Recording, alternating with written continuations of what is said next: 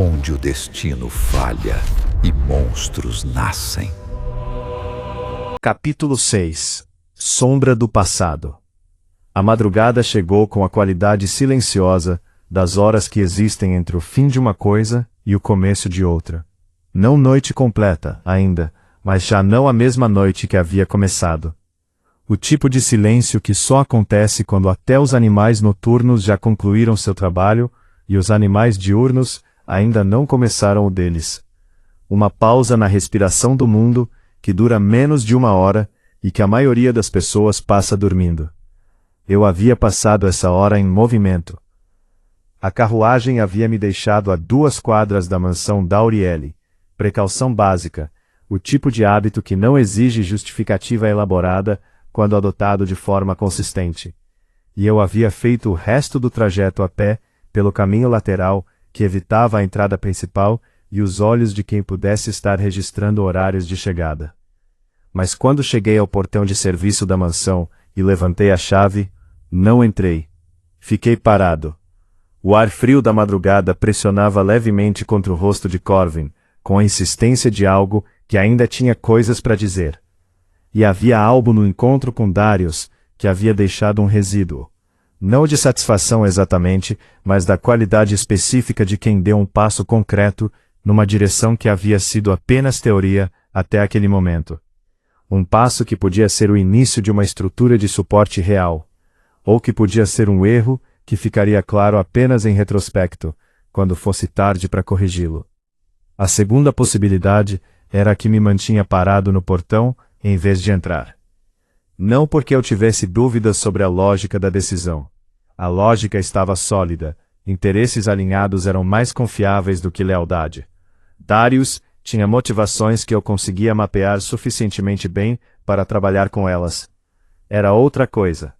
Era o reconhecimento desconfortável de que cada peça que eu colocava em movimento adicionava uma camada de complexidade que reduzia progressivamente minha capacidade de prever consequências.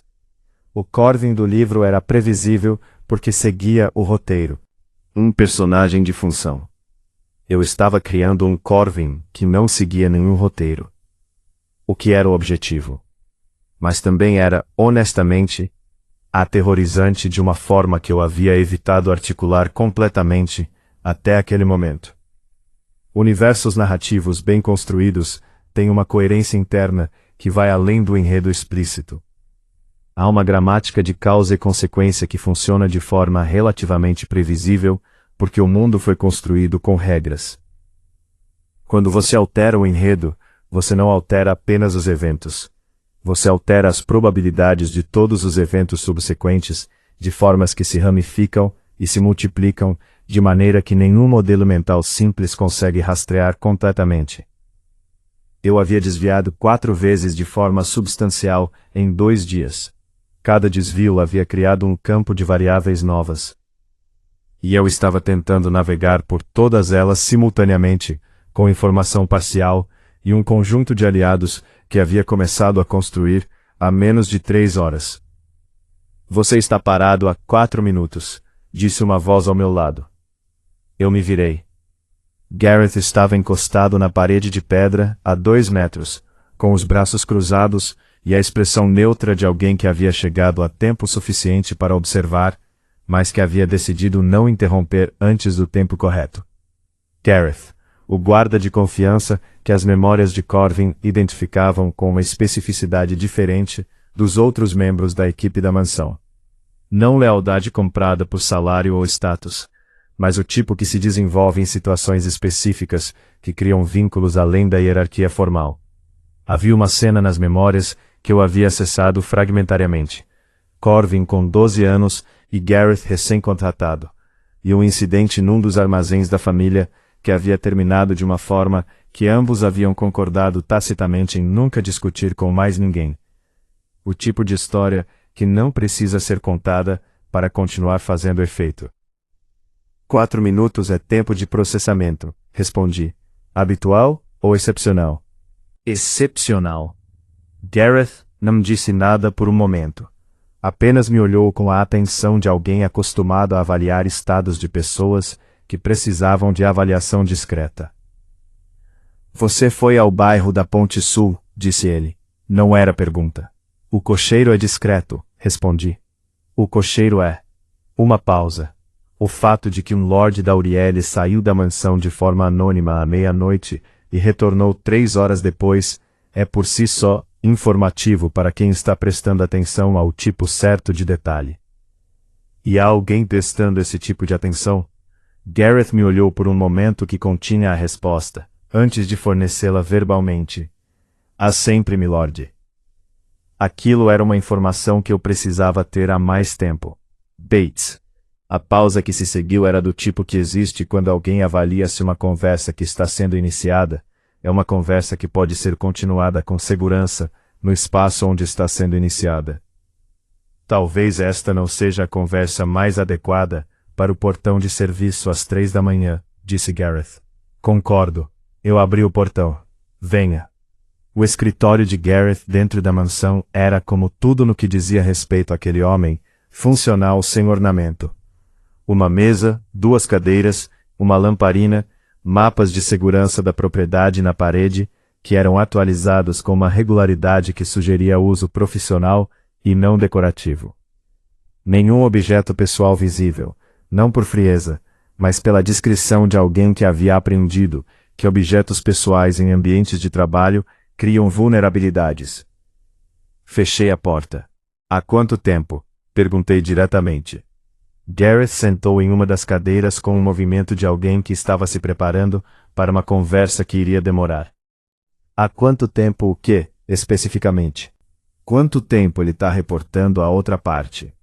Outra pausa de avaliação. Você sabe sobre Bates? Cheguei à conclusão por inferência. Sentei na segunda cadeira. Lacunas nos registros da biblioteca que foram removidos de forma demasiado cirúrgica para ser acidente. Padrão de ausências que coincidem com períodos críticos. Pausei, confirme ou corrija. Gareth ficou em silêncio por um momento. Depois respirou uma vez, de forma controlada, e disse: 14 meses. 14 meses. Mais de um ano de acesso privilegiado. Para quem ele reporta diretamente? Não sei o nome. Sei que há uma cadeia de intermediários que foi projetada especificamente para tornar a origem não rastreável por investigação direta. Mas você tem hipóteses? Tenho, uma pausa. O padrão dos relatórios que consegui interceptar, parcialmente em alguns casos, é consistente com coleta de inteligência para um interesse que precisava monitorar as investigações que seu pai iniciou antes de morrer e que você continuou. Aquilo chegou com o peso de uma confirmação, que mudava os parâmetros de múltiplas coisas simultaneamente. Que seu pai iniciou antes de morrer. Não a mãe. O pai. As memórias de Corvin sobre o pai eram mais densas do que sobre a mãe. Mais tempo juntos, mais interação direta, mais complexidade na relação. O Duque Aldrich Dauriel havia morrido 4 anos antes dos eventos do romance. De um acidente de caça, que as memórias de Corvin recordavam com a textura específica de algo que havia sido doloroso, e que, em retrospecto, Corvin havia começado a questionar, sem nunca formular o questionamento completamente. Ele sabia, disse mais para mim mesmo do que para Gareth. Seu pai investigou ativamente durante os últimos 2 anos de sua vida, confirmou Gareth, com o tom de alguém que havia guardado essa informação por tempo suficiente para que fornecê-la produzisse alívio além da comunicação de fato. Eu ajudei, em partes, não em toda a operação. Havia coisas que ele deliberadamente mantinha segmentadas para que nenhum indivíduo tivesse o quadro completo. Proteção. Para os envolvidos e para as informações. Gareth cruzou as mãos sobre a mesa. Se qualquer parte fosse comprometida, as outras sobreviviam.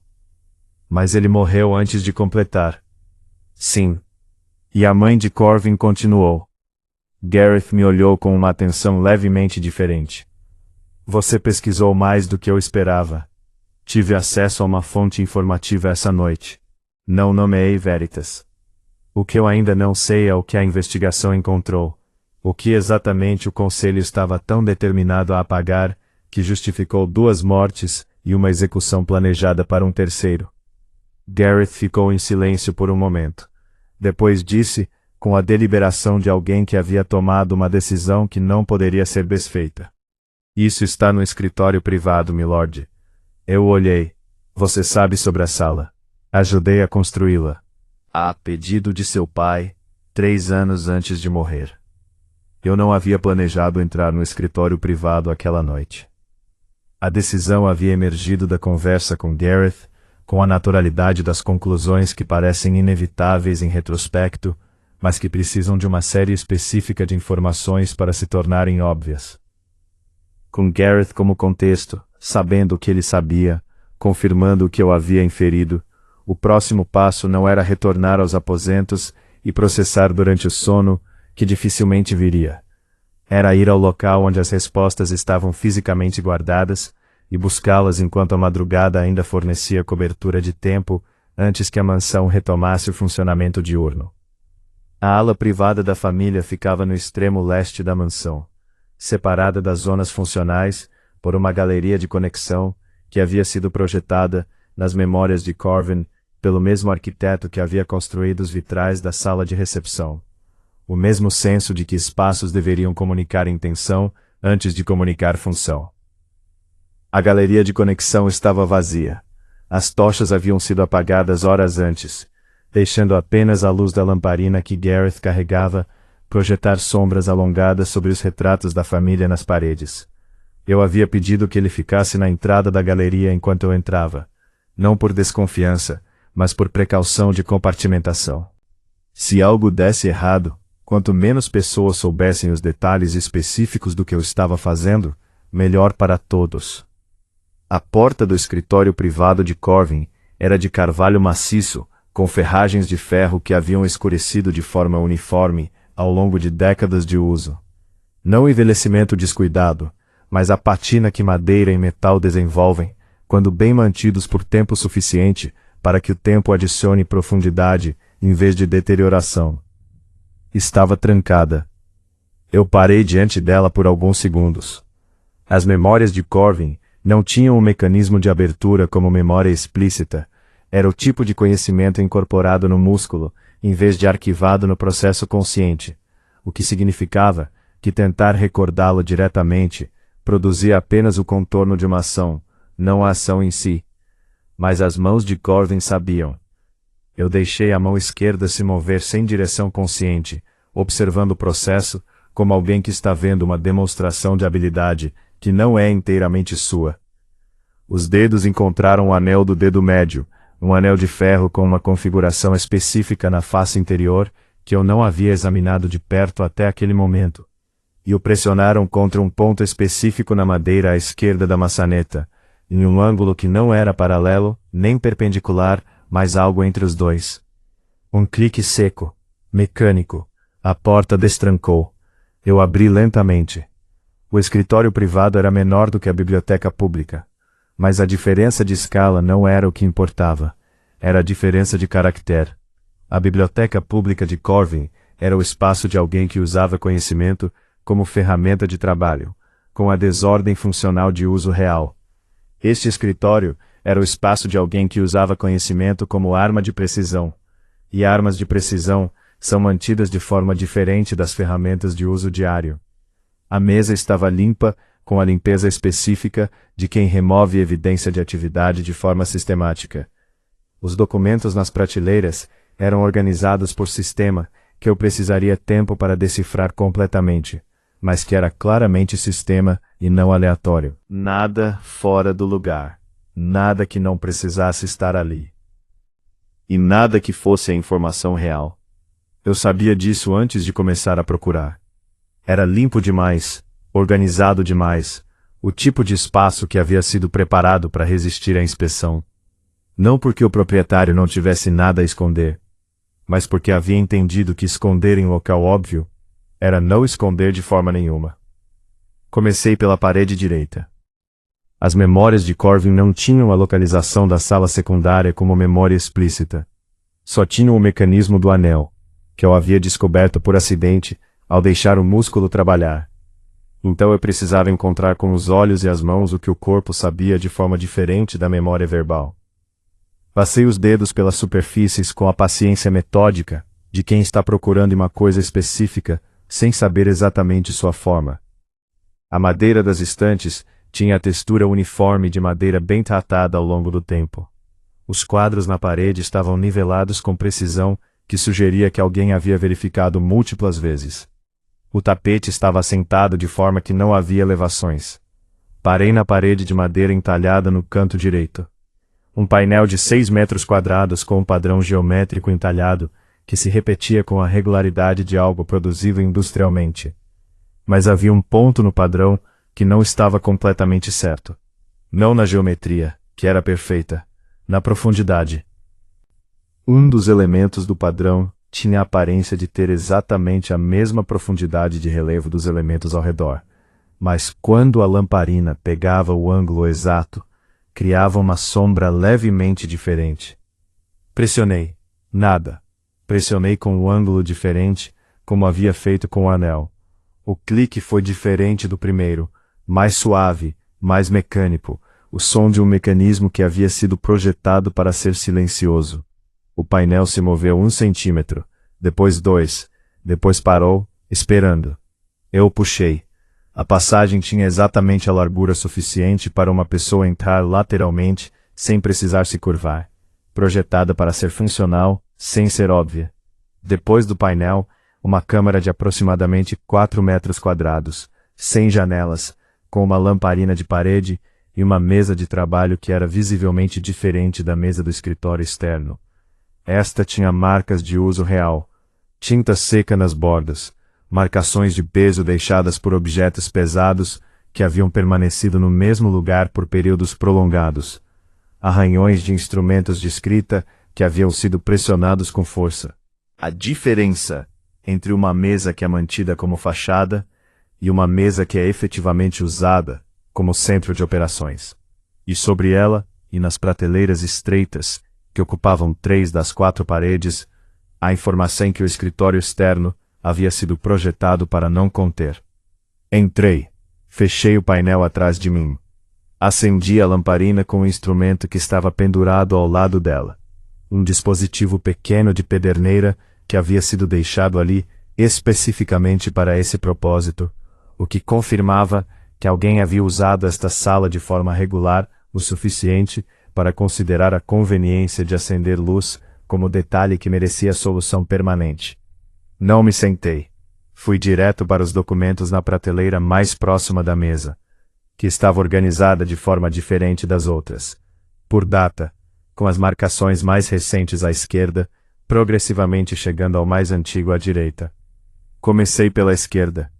O primeiro conjunto de papéis era de correspondências, não cartas formais com lacres identificados, mas comunicações escritas em um código que eu precisei alguns minutos para começar a decifrar, e que as memórias de Corvin ajudavam de forma fragmentária, porque havia sido criado por seu pai e ele havia aprendido partes do sistema sem nunca ter recebido o manual completo. Fragmentos de significado emergiram de forma gradual. Nomes em código, referências a datas por eventos externos em vez de calendário direto. 3 dias após o mercado de outono do 12º ano do reinado, em vez de uma data específica. Quantias em volumes que não eram dinheiro, mas que eu não conseguia identificar completamente de que era. E repetidamente com frequência que criava padrão. Uma série de símbolos que eu não reconhecia, das memórias de Corvin, nem do vocabulário do livro que havia lido. Não o símbolo do ordo. Esse eu havia aprendido a identificar. Outra marca. Circular, com 4 divisões internas, que não eram iguais entre si. Arquivei a questão para retornar depois, e continuei. O segundo conjunto era mais direto. Não código, mas linguagem suficientemente oblíqua para que precisasse de contexto para ser interpretado completamente. Observações sobre padrões de decisão do Conselho Administrativo da Capital. Correlações entre eventos que eram apresentados como não relacionados publicamente e que demonstravam, nas anotações do Duque Aldrich, serem partes de uma sequência coordenada. Lendo aquelas anotações com o conhecimento do livro sobreposto, eu conseguia ver o que o Duque havia visto. E era considerável. O Conselho dos Sétimos não apenas influenciava a política da capital. Havia evidências documentadas de que havia influenciado diretamente a composição do corpo de advisores do rei nas últimas 3 décadas, de formas que garantiam que certas decisões fossem possíveis e outras fossem impedidas antes mesmo de chegarem à mesa real. Não pela magia explícita de controle mental que fantasias às vezes empregavam, pela mecânica muito mais real e muito mais eficiente de controlar quem tem acesso a quem, quais informações chegam a quais ouvidos, quais carreiras prosperam e quais encontram obstáculos inexplicáveis no momento errado. Era burocracia como instrumento de poder absoluto. Leonardo, contador, com 15 anos de auditoria de sistemas corporativos, reconheceu o padrão imediatamente. Era o mesmo que qualquer organização suficientemente grande desenvolvia quando seus objetivos internos começavam a divergir dos objetivos declarados publicamente. Uma estrutura paralela de influência que operava pelos mesmos canais que a estrutura oficial, usando os mesmos mecanismos, mas com uma agenda diferente, sendo perseguida de forma que era invisível a qualquer observador que estivesse apenas verificando os resultados declarados, em vez de rastrear os processos completos. A diferença entre este e os casos corporativos que eu havia auditorado era de escala e de mecanismo de aplicação. Nos casos corporativos, o instrumento de enforcement eram contratos legais e poder econômico. Aqui, o instrumento de enforcement era o ordo. Continuei lendo. O terceiro conjunto de documentos era o mais antigo da prateleira esquerda. Marcações que sugeriam que havia sido produzido cerca de 6 anos antes dos eventos do romance, o que coincidiria aproximadamente com o período imediatamente antes da morte da mãe de Porvin. Era diferente dos outros. Não as anotações controladas do Duque Aldrich, nem o código das correspondências mais recentes. Era escrita que havia começado organizada e que se havia tornado progressivamente menos cuidadosa à medida que as páginas avançavam. Não por deterioração de capacidade, mas pelo tipo de transformação que acontece quando alguém está escrevendo com urgência crescente. Quando o tempo disponível para cuidado está se reduzindo e a necessidade de registrar supera a necessidade de registrar com elegância. Era a letra que eu não reconhecia das memórias de Corvin como sendo do pai. Era a letra feminina, de alguém com formação caligráfica que havia começado a se dissolver sob pressão. E nas primeiras páginas, antes de qualquer conteúdo substantivo, em letras que eram maiores e mais cuidadosas do que o resto, como se a autora houvesse querido garantir que isso permanecesse legível independentemente de tudo mais. Se você está lendo isto, Corvin, é porque as coisas chegaram ao ponto que eu esperava que não chegassem.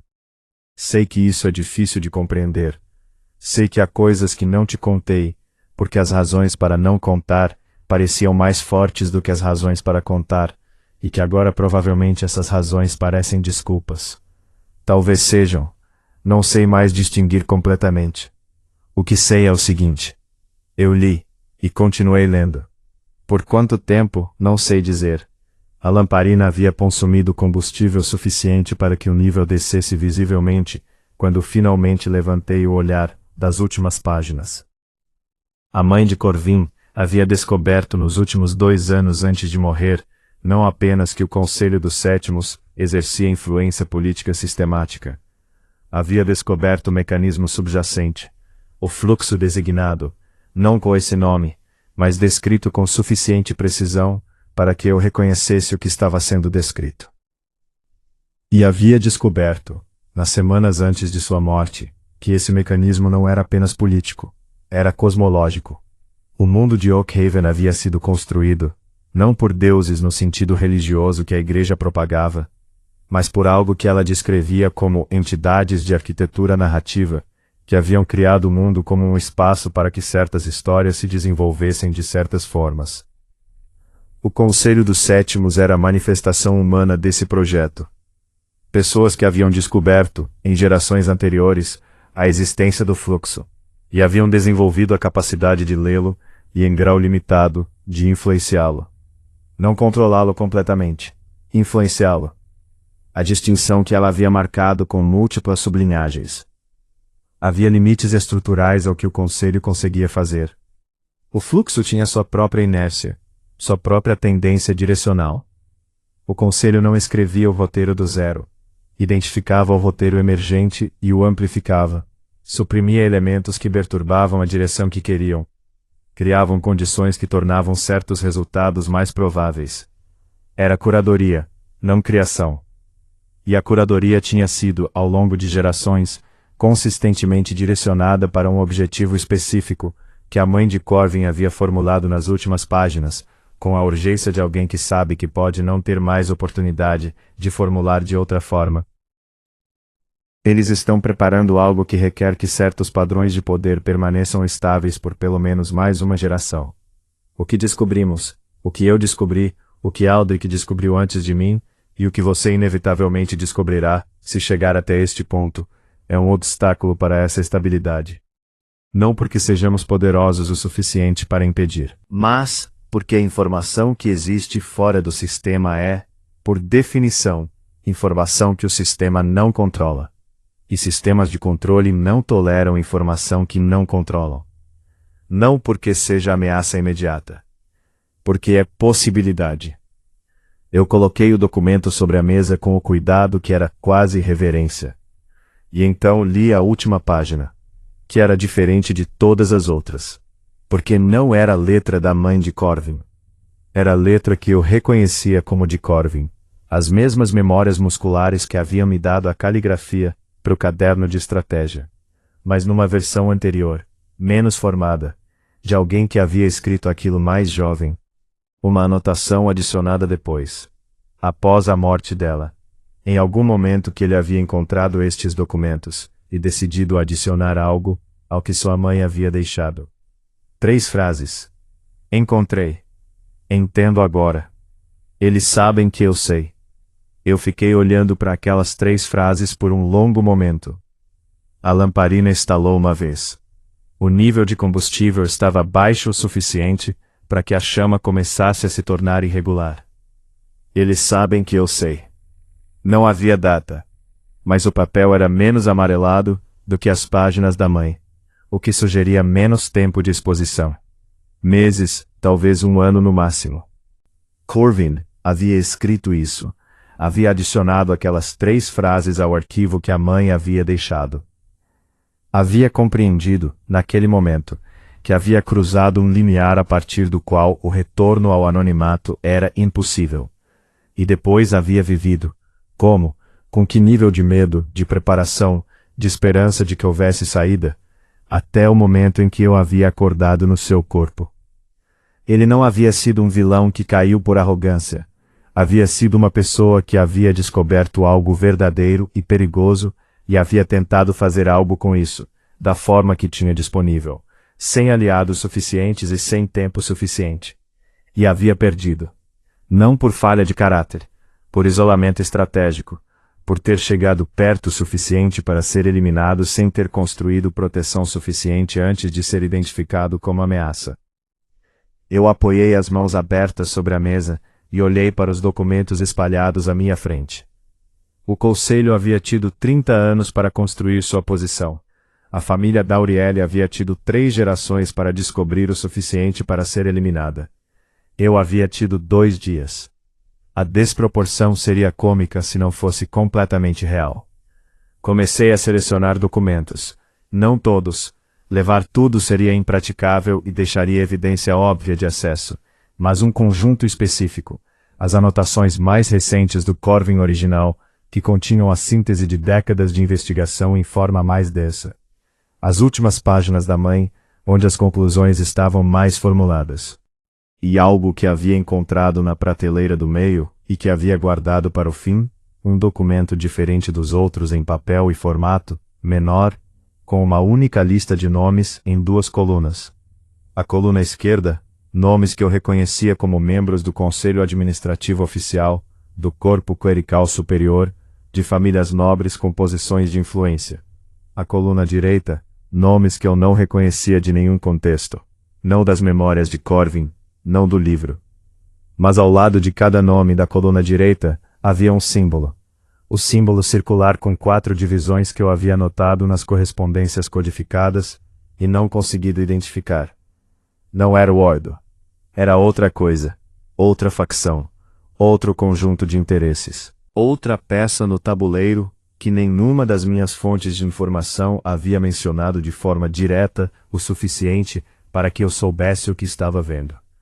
Dobrei os documentos selecionados com cuidado e os coloquei no interior do colete, próximos ao mapa de Veritas, construindo uma camada de informação carregada no corpo, que era, de certa forma, o equivalente físico do que estava sendo construído na mente. Olhei ao redor da câmara uma última vez. O Duque Aldrich havia construído este espaço. Liza da Aurielle havia preenchido partes dele. Corvin havia completado o que podia.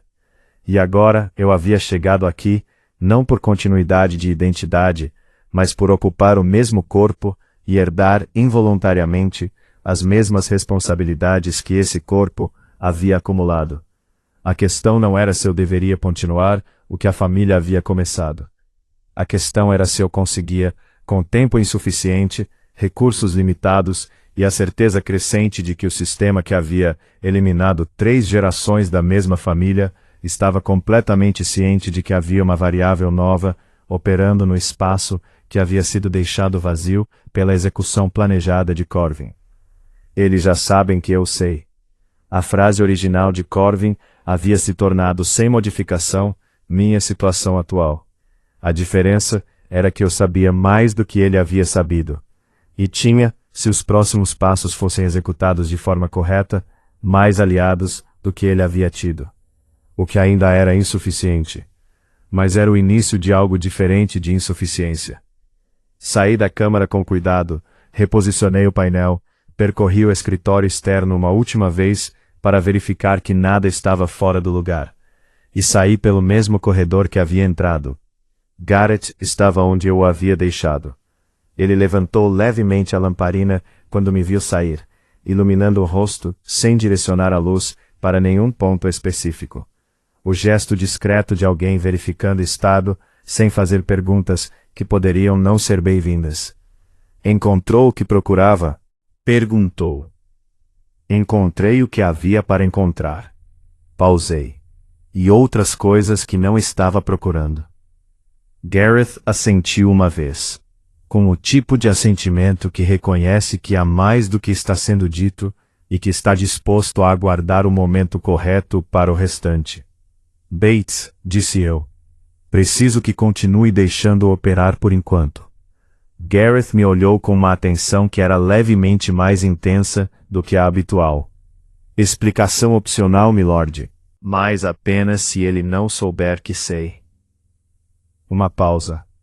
Então Gareth assentiu com o tipo de assentimento que é aprovação além de conformidade. Entendido.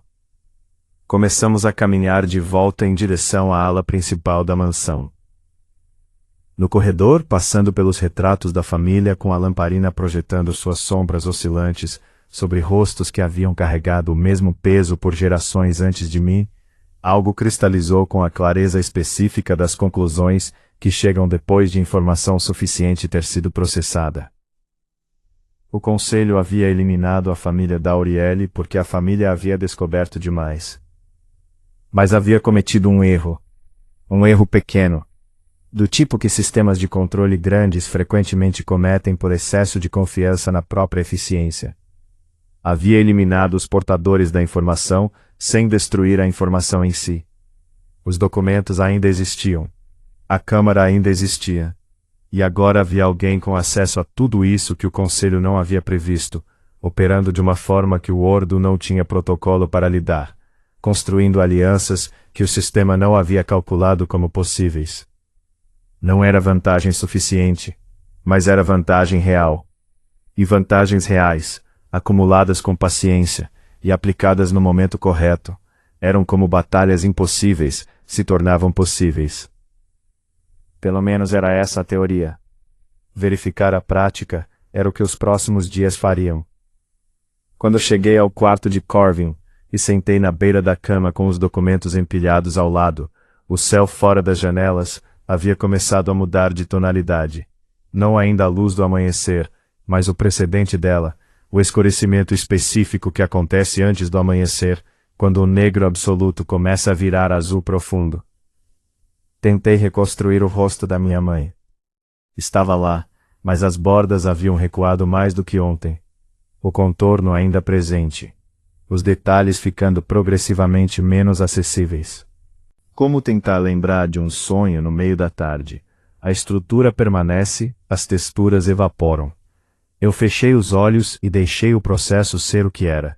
Depois, os abri. E comecei a escrever no caderno de estratégia, adicionando à lista de eventos e objetivos, uma nova seção com o título anotado de forma deliberada no topo da página. O que a família sabia e o que ainda não sei sobre o que eles sabiam. Havia trabalho para fazer antes que a mansão acordasse e o dia retomasse suas próprias urgências. Eu havia chegado a este mundo como leitor. Havia passado 2 dias me tornando participante. E estava agora, nas horas antes do amanhecer, começando a me tornar outra coisa. Ainda não sabia completamente o que, mas havia uma sensação, persistente e clara o suficiente para não ser descartada como otimismo não fundamentado, de que o Conselho havia calculado mal a extensão do problema quando havia decidido que eliminar Corvin da Aurielle era mais simples do que lidar com o que ele havia descoberto. Problemas calculados mal costumam crescer de formas que o cálculo original não previu. E eu tinha interesse muito pessoal em garantir que este continuasse crescendo.